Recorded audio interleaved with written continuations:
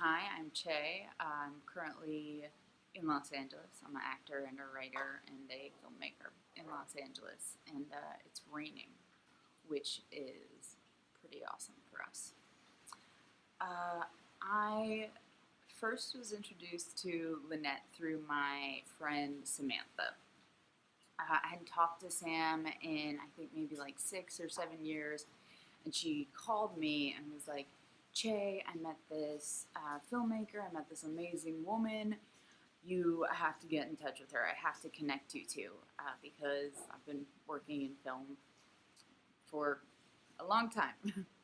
And I said, sure. I'm always open to talking to artists and collaborators. And at this juncture in my career, it particularly excites me to work with female filmmakers because it's a wonderful time for us to get our stories told. And I feel like for the first time in a long time, there's traction and we're actually being prioritized, not necessarily by the powers that have always been, but by our newfound empowerment and the necessity for art who speaks outside of, or that speaks outside of the canon.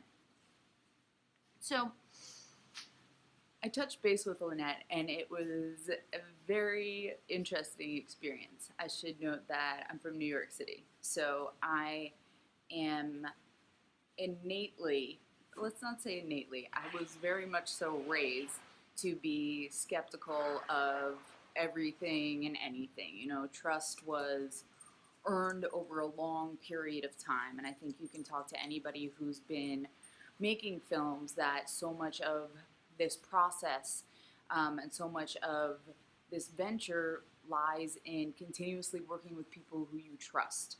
Not only to have people who stand by your vision, but to also trust them enough to elevate your vision.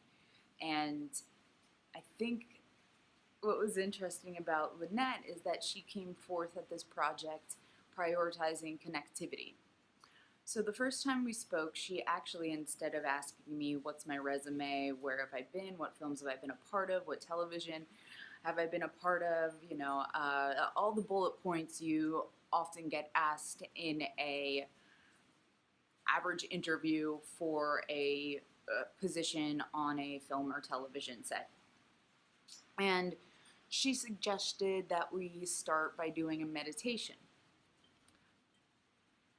I will be completely honest, I was skeptical. I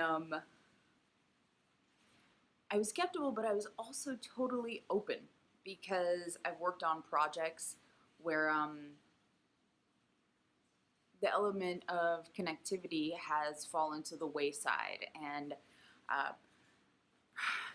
production momentum and the stress of it has really overtaken it, that the creativity and the space to invite something bigger into that process is no longer a priority, and sometimes you lose the joy of it and you forget why you started it. And so I did this meditation with Lannette. It was about an hour, and I was like, why not? I've done everything else. I'll surrender to this process. And it was really soothing and it was really healing. And she asked me if anything came to me during it, and I kept getting like visions of like a railroad and the tracks there. And I don't know if that's because one of my skill sets is about keeping a vision on track. I think it's easy to get lost, but I really enjoy honoring the track and honoring the place that we need to go, and understanding that there's curves in it. And sometimes you end up somewhere completely different than you thought you were going, and sometimes that's a sign of the magic that's entered. Sometimes it's a sign of fear, and sometimes it's just a learning process. So we did this meditation and we talked for hours about her son and the different experiences she's had and the different places where she has talk to people literally globally about this project based on an experience where that, really began in tragedy and turmoil, but was a huge moment of clarity, and in which she had a spiritual experience that she woke up and said, this is a story I have to tell. And I think that is one of the most exciting places to be as an artist, where your desire, the mandate for expression gives you the motivation to see anything through. And what I loved about talking with Lannette is that she kept talking about the love.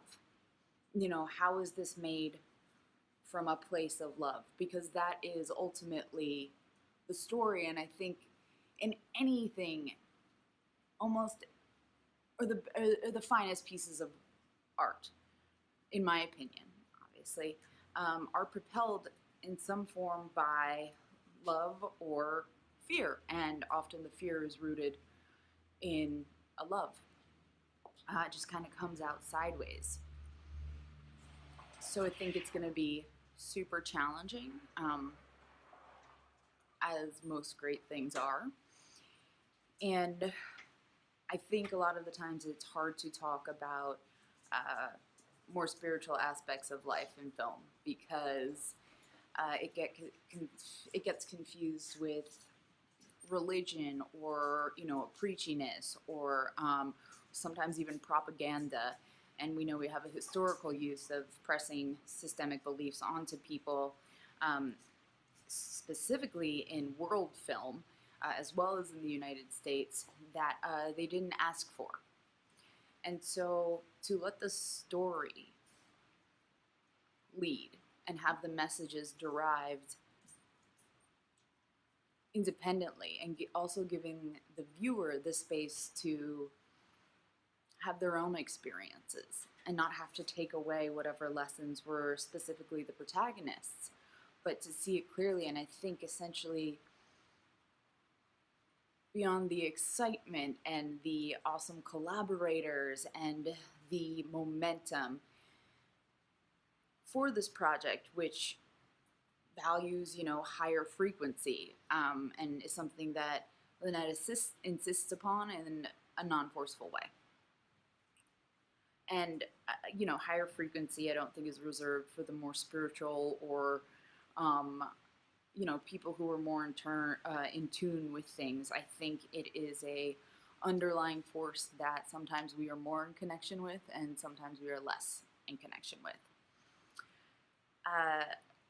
I'm excited to see how the whole thing pans out, to lead from a spiritual place, but also leave room for mistakes for humanity, which is, and humanness, and distractions, and, bumping against each other.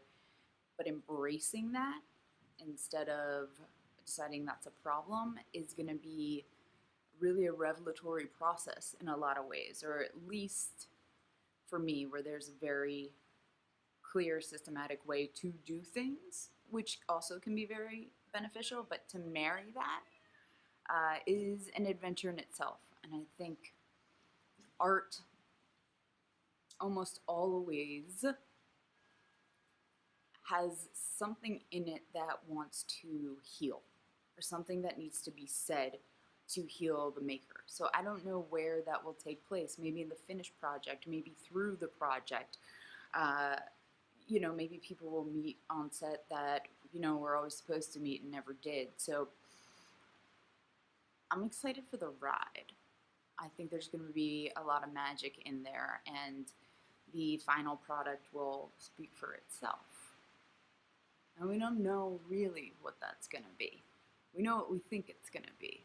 But if we leave air in the room for magic, in the room for something bigger to come into that process, I'm super excited to see where those train tracks lead.